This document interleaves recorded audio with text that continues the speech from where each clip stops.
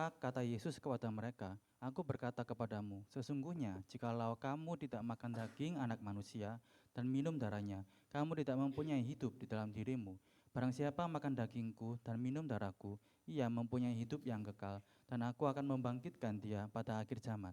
Sebab dagingku adalah benar-benar makanan, dan darahku adalah benar-benar minuman. Barang siapa makan dagingku dan minum darahku, ia tinggal di dalam aku dan aku di dalam dia. Sama seperti Bapa yang hidup mengutus aku, dan aku hidup oleh Bapa. Demikian juga barang siapa yang memakan aku, akan hidup oleh aku. Inilah roti yang telah turun dari surga, bukan roti seperti yang dimakan nenek moyangmu dan mereka yang telah mati. Barang siapa makan roti ini, ia akan hidup selama-lamanya." Semuanya ini dikatakan Yesus di Kapernaum ketika ia mengajar di rumah ibadat. Amin. Mari kita mengakui iman kita, Yesus adalah Kristus, Anak Allah yang hidup. Yesus adalah Kristus, Anak Allah yang hidup. Mari kita saling memberi salam, Allah memanggil saudara. Judul khotbah hari ini adalah Dia di dalam aku di dalam Dia. Bacaan hari ini diambil dari Yohanes 6 ayat 52 sampai dengan 59. Sebagai pengantar, Rasul Yohanes adalah seorang pemuda yang usianya kira-kira 10 tahun lebih muda dari Yesus. Ketika ia menerima panggilan Yesus, kemungkinan besar ia masih berusia akhir belasan atau awal 20-an. Ia adalah seorang nelayan muda yang sedang memperbaiki jala di tepi danau Galilea. Bersama dengan saudaranya Yakobus, suatu hari ia mendengar panggilan Yesus, lalu meninggalkan perahu dan ayahnya dan mulai mengikuti Yesus. Yohanes adalah salah satu murid yang paling dekat dengan Yesus. Pada perjamuan terakhir, ia bersandar di dada Yesus, dan ketika murid-murid lain tercerai-berai karena ketakutan, Yohanes tetap tinggal sampai akhir di kaki salib. Di atas kayu salib, Yesus mempercayakan ibunya Maria kepada Yohanes sebagai tanda kepercayaannya sampai akhir. Yohanes adalah saksi langsung dari kebangkitan Yesus. Ia melihat kubur yang kosong dan ia berada di tempat itu ketika murid-murid yang sebelumnya mengunci pintu karena takut kepada orang Yahudi bertemu dengan Yesus yang telah bangkit dan kembali bersukacita. Dalam proses berdirinya gereja mula-mula, Yohanes harus menyaksikan satu persatu para rasul berjalan menuju jalan kemartiran. Petrus, Paulus, dan bahkan saudaranya sendiri Yakobus telah lebih dahulu dipanggil ke dalam pelukan Yesus, Tuhan Yesus. Dengan demikian Yohanes menjadi rasul yang terakhir yang masih hidup. Ketika Yohanes menulis Injil Yohanes, usianya sudah sangat lanjut, sekitar akhir 80-an atau mendekati 90-an, 90 tahun. Injil Yohanes bukanlah catatan emosional dari seorang murid muda, melainkan pengakuan iman seorang rasul tua yang telah menghabiskan seluruh hidupnya untuk mengalami Kristus. Ia menuliskan Injil ini sebagai kesaksian terakhir seperti wasiat rohani tentang satu pertanyaan yang paling penting, siapakah Yesus itu? Namun, di sini muncul satu pertanyaan penting. Pada saat Yohanes menulis Injilnya, Injil Matius, Injil Markus, Injil Lukas, kitab kisah para rasul, sebagian besar surat-surat Paulus serta surat-surat umum lainnya sudah ditulis dan sudah dibaca secara luas di dalam gereja. Padahal Injil Matius, Markus, dan Lukas sudah ada, lalu mengapa Rasul Yohanes masih perlu menulis satu Injil lagi? Pada akhir abad pertama, ketika Injil Yohanes ditulis, gereja dan jemaat sedang menghadapi masalah serius. Bukan hanya penganiayaan dari kekaisaraan Romawi, tetapi juga ajaran-ajaran sesat yang masuk ke dalam gereja, khususnya ajaran Gnostik. Kaum Gnostik berbicara tentang Yesus, tetapi Yesus yang mereka ajarkan sama sekali berbeda dari Yesus yang diberitakan oleh Alkitab. Mereka memisahkan roh dan daging dengan mengatakan bahwa daging itu jahat dan roh itu baik. Karena itu mereka menolak fakta bahwa Yesus yang adalah Allah datang ke dunia dalam tubuh manusia, yaitu inkarnasi. Menurut mereka Allah yang adalah roh dan baik tidak mungkin mengenakan tubuh manusia, tubuh jasmani yang mereka anggap jahat. Mereka mengajarkan bahwa Yesus hanya meminjam tubuh manusia untuk sementara, atau bahwa ia tidak benar-benar menderita di kayu salib. Mereka juga mengajarkan bahwa keselamatan tidak diperoleh melalui pertobatan atau iman, melainkan melalui pengetahuan khusus yang hanya dimiliki oleh segelintir orang, yaitu gnosis. Ajaran ini sesungguhnya merusak inti Injil. Ajaran tersebut menghancurkan kebenaran bahwa Yesus adalah Allah sejati dan Yesus adalah manusia sejati. Dengan demikian kelahiran Yesus sebagai keturunan perempuan yang tidak berdosa, kematian Yesus di kayu salib sebagai penebusan kita dari dosa, dan kebangkitan Yesus yang mengalahkan kuasa maut, semuanya ditolak. Pada akhirnya, ajaran ini menyangkal bahwa Yesus adalah Mesias, yaitu Kristus, Juru Selamat yang dinubuatkan dalam Perjanjian Lama. Pemahaman yang serupa juga kita temukan dalam pandangan umat Muslim tentang Yesus. Umat Muslim mengakui Yesus sebagai nabi besar, tetapi menolak bahwa ia adalah Allah. Mereka juga mengajarkan bahwa yang disalibkan bukanlah Yesus, melainkan orang lain. Karena tidak ada penumpahan darah Yesus, tidak ada pengampunan dosa. Karena tidak ada kematian, tidak ada kebangkitan. Karena tidak ada kebangkitan, maka tidak ada kemenangan atas kuasa maut. Namun, Alkitab bersaksi bahwa Allah adalah Allah yang adil, sekaligus Allah yang penuh kasih. Upah dosa adalah maut, dan karena itu kita semua seharusnya mati. Allah yang adil menyatakan hukum atas dosa, dan Allah yang penuh kasih mati menggantikan kita.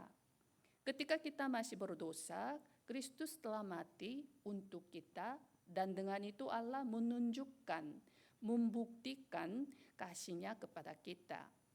Dan ia bangkit untuk mengalahkan kuasa maut. Melihat situasi di masa mana Yesus disangkal dan diselengpungkan seperti ini, Yohanes meskipun sudah ada banyak tulisan tentang Yesus, merasa perlu untuk sekali lagi menegaskan identitas Yesus yang sejati melalui Injil Yohanes. Maka ia menulis dan menyampaikan tujuannya. Dalam Yohanes 20 ayat 31, tetapi semua yang tercantum di sini telah dicatat supaya kamu percaya bahwa Yesuslah Mesias, Anak Allah, dan supaya kamu oleh imanmu memperoleh hidup dalam namanya. Saya percaya bahwa pesan yang diserukan Yohanes kepada orang Yahudi dan gereja pada zamannya adalah firman yang sama yang Tuhan sampaikan kepada gereja kita hari ini, dan sekaligus merupakan undangan Allah yang sama bagi umat Muslim. Melalui Injil Yohanes, saya rindu agar gereja kita terlebih dahulu memulihkan pengenalan yang benar tentang Yesus. Siapakah Yesus itu? Kiranya kita memeriksa diri kita masing-masing, apakah kita memiliki pemahaman yang keliru tentang Yesus, atau apakah kita benar-benar mengenal Yesus seperti yang diberitakan oleh Alkitab, atau jangan-jangan kita hanya percaya kepada Yesus sesuai dengan apa yang ingini kita percayai. Lebih dari itu, kiranya kita juga memberitakan kepada teman-teman tetangga Muslim Indonesia di sekitar kita, bukan Yesus yang mereka kira sudah mereka kenal, melainkan Yesus yang sejati, sebagaimana disaksikan oleh Alkitab. Kiranya semua pikiran, ideologi, dan konsep yang selama ini menutupi mata dan menutup telinga kita yang meninggikan sesuatu di atas Allah diruntuhkan, sehingga kita percaya bahwa Yesus adalah anak Allah dan Kristus, dan oleh iman kepada namanya kita memperoleh hidup. Kiranya seluruh jemaat kebaktian bahasa Indonesia di Gereja Ewon melalui Injil Yohanes percaya dengan teguh bahwa Yesus adalah anak Allah, yaitu Kristus, dan hidup sebagai saksi Kristus yang memberitakan Injil itu melalui kehidupan kita masing-masing. Pokok bahasan yang pertama adalah daging Yesus, darah Yesus. Dalam ayat 52 sampai dengan 54, orang-orang Yahudi bertengkar antara sesama mereka dan berkata, bagaimana ia ini dapat memberikan dagingnya kepada kita untuk dimakan? Maka kata Yesus kepada mereka, aku berkata kepadamu, sesungguhnya jikalau kamu tidak makan daging anak manusia dan minum darahnya, kamu tidak mempunyai hidup di dalam dirimu. Barang siapa makan dagingku dan minum darahku, ia mempunyai hidup yang kekal dan aku akan membangkitkan dia pada akhir zaman. Yesus berkata bahwa untuk memperoleh hidup ada dua hal yang mutlak diperlukan. Yang pertama adalah makan daging Yesus, dan yang kedua adalah meminum darahnya, darah Yesus. Hanya dengan perkataan tentang memakan daging saja sudah menimbulkan perdebatan keras di antara orang-orang Yahudi. Ketika Yesus menambahkan bahwa mereka juga harus meminum darahnya, perkataan itu semakin membuat mereka bingung dan terguncang. Terlebih lagi karena hukum Taurat Musa dengan sangat tegas melarang meminum darah. Dalam ungkapan Ibrani, istilah daging dan darah tidak menunjukkan pada sebagian tubuh manusia, melainkan menunjuk pada seluruh pribadi. Karena itu memakan daging dan meminum darah berarti bersatu sepenuhnya dengan Kristus, yaitu menerima secara total dengan seluruh keberadaan kita, dengan pikiran, perasaan, dan kehendak, kematian penebusan Kristus di kayu salib melalui iman. Dengan kata lain, di dalam perkataan Yesus ini terkandung misteri penebusan salib. Mereka yang menerima salib Yesus dengan iman memiliki hidup, tetapi mereka yang menolak tidak memiliki hidup. Ungkapan ini juga mengandung makna perjamuan kudus, di mana kita meminum anggur yang melambangkan darah Yesus dan memecahkan roti yang melambangkan tubuhnya. Namun bagi orang-orang Yahudi yang tetap memahami perkataan Yesus secara jasmani dan harfiah, perintah makan daging dan minum darah terdengar sangat mengejutkan, terlibat pertentangan dengan hukum Taurat Musa dan dipahami sebagai penolakan terhadap harapan duniawi mereka tentang Mesias. Akibatnya banyak orang meninggalkan Yesus. Sebaliknya kepada mereka yang memakan daging Yesus dan meminum darahnya, Yesus memberikan janji yang jelas. Mereka telah memiliki hidup yang kekal dan akan dibangkitkan pada hari terakhir. Pada hari terakhir berakar pada konsep hari Tuhan dalam perjanjian lama, yaitu hari ketika keselamatan dan penghakiman Allah yang terakhir akan digenapi. Yesus berjanji bahwa pada hari itulah ia akan membangkitkan mereka yang telah memakan dagingnya dan meminum darahnya. Hal ini menunjuk pada kebangkitan orang mati dan menunjukkan bahwa keselamatan yang Yesus berikan bukanlah konsep yang abstrak, melainkan keselamatan yang secara nyata dan pribadi diterapkan kepada setiap orang yang percaya. Artinya, hanya mereka yang memakan daging dan meminum darah Yesus, yaitu mereka yang percaya kepada penebusan salib, penyaliban salib, dan kebangkitan Yesus yang berbagian dalam hidup yang kekal. Janji tentang kebangkitan pada hari terakhir juga merupakan janji tentang kehidupan kekal di dalam kerajaan Allah. Sebaliknya, orang yang tidak memakan daging Yesus dan tidak meminum darahnya, yaitu orang-orang yang tidak menerima kematian penebusan dan kebangkitan Yesus secara utuh, meskipun tampak hidup secara lahiriah, sesungguhnya tidak memiliki hidup yang sejati di dalam dirinya. Kiranya seluruh jemaat kebaktian bahasa Indonesia di Gereja Yewon menerima dengan penuh ucapan syukur kasih karunia ini, bahwa Yesus mati di kayu salib dan menumpahkan darahnya untuk mengampuni dosa kita, membebaskan kita dari cengkeraman iblis, membangkitkan kita kepada hidup yang baru, dan melalui kebangkitannya menghancurkan kuasa maut. Kiranya kita hidup sambil menikmati dan memberitakan kasih karunia ini sebagai anak-anak Allah yang hidup dalam status dan otoritas yang telah diberikan kepada kita. Pokok bahasan yang kedua adalah benar-benar makanan, benar-benar minuman. Dalam ayat 55, sebab dagingku adalah benar-benar makanan dan darahku adalah benar-benar minuman. Yesus menyebut daging dan darahnya masing-masing sebagai benar-benar makanan dan benar-benar minuman. Kata benar-benar yang digunakan di sini berasal dari bahasa Yunani aledes, yang berarti tidak tersembunyi, nyata, sungguh-sungguh, dan tidak berubah. Artinya bukan sesuatu yang sementara atau palsu, melainkan sesuatu yang memiliki dasar yang pasti, yang benar, yang sejati. Karena Yesus sendiri adalah kebenaran, maka ajaran, perbuatan, dan janjinya selalu benar dan dapat dipercaya, tanpa unsur kepalsuan di dalamnya. Ungkapan ini menegaskan bahwa hanya Yesus yang dapat memberikan kepada kita istirahat yang sejati dan sukacita yang sejati, damai yang sejati.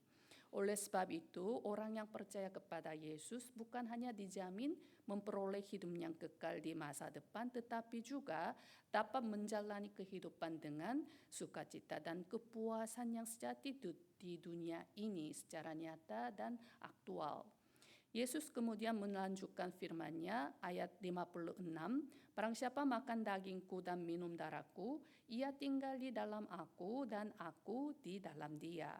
Firman ini berbicara tentang hubungan persekutuan yang pribadi dan bersifat pribadi antara Yesus dan orang percaya.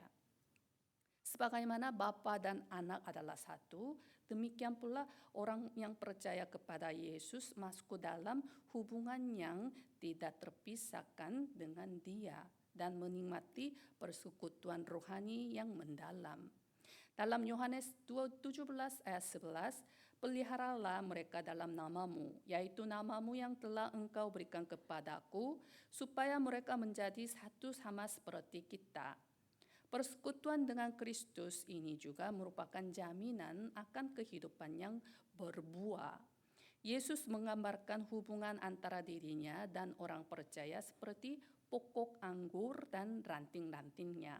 Sebagaimana rantingnya hanya dapat berbuah jika melekat pada pokok anggur, demikian pula kita hanya dapat hidup dengan cara yang menyenangkan hati Bapa jika kita tinggal di dalam Kristus. Dalam Yohanes 15 ayat 5, akulah pokok anggur dan kamulah ranting-rantingnya. Barang siapa tinggal di dalam aku dan aku di dalam dia, ia berbuah banyak, sebab di luar aku kamu tidak dapat berbuat apa-apa. Yesus kembali menegaskan dalam Yohanes pasal 6 ayat 57 sampai dengan 59, sama seperti Bapa yang hidup mengutus aku dan aku hidup oleh Bapa, demikian juga barang siapa yang memakan aku akan hidup oleh aku. Inilah roti yang telah turun dari surga, bukan roti seperti yang dimakan nenek moyangmu dan mereka telah mati. Barang siapa makan roti ini, ia akan hidup selama-lamanya. Semuanya ini dikatakan Yesus di Kapernaum ketika ia mengajar di rumah ibadat. Firman ini menunjukkan bahwa Kristus adalah sumber hidup bagi orang percaya. Ungkapan bahwa anak hidup oleh Bapa tidak berarti bahwa anak adalah ciptaan, melainkan menegaskan bahwa anak adalah Allah sejati yang satu hakikat dengan Bapa. Inilah yang secara khusus ditekankan dalam Injil Yohanes, kesatuan hakikat ontologis antara Bapa dan Anak. Dalam Yohanes 10 ayat 30, aku dan Bapa adalah satu. Karena itu, kita tidak dapat memisahkan Yesus dari Bapa dan juga tidak mungkin memahami Allah tanpa Yesus. Dalam Injil Yohanes, kata makan diterjemahkan dari bahasa Yunani trogo, yang berbeda dari kata estio yang umum dipakai dalam Injil Matius, Markus, dan Lukas. Yohanes dengan sengaja menggunakan kata trogo untuk menekankan tindakan yang terus-menerus dan nyata, bukan peristiwa sekali saja, yaitu kehidupan yang terus-menerus berpartisipasi dalam Kristus melalui iman dan persekutuan dengannya. Ungkapan ini secara alami mengingatkan kita pada perjamuan kudus. Perjamuan kudus bukanlah karena roti dan anggur itu sendiri memiliki kuasa, melainkan sebagai sarana anugerah untuk memperbarui dan meneguhkan iman kita kepada Kristus. Melalui perjamuan kudus, kita diingatkan dan bersyukur bahwa hidup kita berasal semata-mata dari Yesus Kristus. Yesus dengan jelas membedakan dirinya dari manna yang dimakan nenek moyang Israel di padang gurun. Manna memang roti yang turun dari langit, tetapi tidak memberikan hidup yang kekal. Sebaliknya, Yesus adalah roti hidup yang turun dari surga yang melalui inkarnasi menjadi manusia sejati tanpa dosa dan melalui pengorbanan penebusannya bagi seluruh umat manusia, memberikan hidup yang kekal kepada semua orang yang percaya kepada namanya. Dengan mencatat bahwa perkataan ini disampaikan di sinagoge di Kapernaum, Yohanes menegaskan bahwa ia adalah saksi mata dan saksi langsung dari semua peristiwa ini. Kiranya seluruh jemaat kebaktian bahasa Indonesia di Gereja Yewon hidup dengan menikmati hidup yang hanya ada di dalam Yesus Kristus, mengalami damai sejahtera yang sejati dan sukacita yang sejati, dan menjalani kehidupan yang berbuah lebat bagi kemuliaan Allah. Sebagai kesimpulan, Natal segera tiba. Ketika mendengar kata Natal, kebanyakan orang di dunia akan membayangkan kelahiran bayi Yesus, lagu-lagu Natal, hadiah, Santa Claus, kereta, salju, pohon Natal, belanja, dan pesta. Namun kelahiran Yesus yang disaksikan oleh Alkitab bukanlah peristiwa yang terjadi dalam suasana yang damai dan romantis semata, melainkan sejarah keselamatan Allah yang terjadi di tengah peperangan rohani. Dalam Wahyu pasal 12 ayat 4, dan naga itu berdiri di hadapan perempuan yang hendak melahirkan itu untuk menelan anaknya. Segera sesudah perempuan itu melahirkannya. Dalam 1 Yohanes pasal 3 ayat 8, barang siapa yang tetap berbuat dosa berasal dari iblis, sebab iblis berbuat dosa dari mulanya. Untuk inilah anak Allah menyatakan dirinya, yaitu supaya ia membinasakan perbuatan-perbuatan iblis itu. Kelahiran Yesus sejak semula sudah direncanakan sebagai peristiwa penebusan Allah dengan kematian di kayu salib dan kebangkitan sebagai tujuannya. Karena itu, Natal bukan sekedar hari saling memberi dan menerima hadiah, melainkan hari di mana kita menerima hadiah kehidupan. Hadiah kebebasan dari dosa, hadiah menjadi anak-anak Allah, hadiah dipindahkan dari kegelapan ke terang, dan hadiah pengharapan kebangkitan yang mengalahkan maut. Semuanya telah kita terima di dalam Kristus. Kita bukanlah orang-orang yang masih harus menerima sesuatu yang lebih, melainkan orang-orang yang telah menerima hadiah terbesar. Karena itu, Natal bukan hanya untuk satu hari dalam setahun, melainkan sesuatu yang patut kita ingat dan nikmati setiap hari. Seluruh Jemaat Kebaktian Bahasa Indonesia di Gereja Yewon telah menerima keselamatan yang dikerjakan oleh Yesus, Allah yang datang ke dunia ini melalui penebusan di kayu salib dan kebangkitannya oleh iman. Kini ia tinggal di dalam kita dan kita tinggal di dalam dia. Kiranya kita setiap hari menikmati anugerah persekutuan ini dan membagikan hadiah keselamatan yang telah kita terima kepada orang lain, serta hidup sebagai terang dan garam di dunia. Amin. Mari kita berdoa. Allah Bapa yang penuh kasih dan anugerah, kami mengaku dengan iman bahwa melalui memakan daging dan meminum darah Yesus, kami telah dipersatukan dengan Kristus. Dan bahwa Engkau tinggal di dalam kami dan kami tinggal di dalam Engkau. Kami percaya akan kelahiran Yesus, keturunan perempuan yang tidak berdosa yang datang ke dunia ini. Kami percaya akan kematian Yesus yang menumpahkan darahnya dan mati di kayu salib sebagai penebusan bagi dosa-dosa kami. Kami percaya akan kebangkitan Yesus yang mengalahkan kuasa maut. Kami bersyukur karena Engkau memanggil kami yang dahulu meninggalkan Allah dan tersesat dalam dosa, menjadikan kami anak-anak-Mu, dan memberi kami status serta otoritas untuk hidup bersama Allah. Kami juga mengucap syukur karena Roh Kudus menjaga, melindungi, mengajar, dan menuntun kami setiap hari. Tuhan, biarlah kami menikmati berkat Immanuel setiap hari, menikmati kasih Allah dengan sungguh-sungguh dan hidup sebagai orang-orang yang membagikan kasih itu kepada sesama. Kami berdoa di dalam nama Yesus Kristus yang menyerahkan tubuhnya dan darahnya demi keselamatan kami. Amin.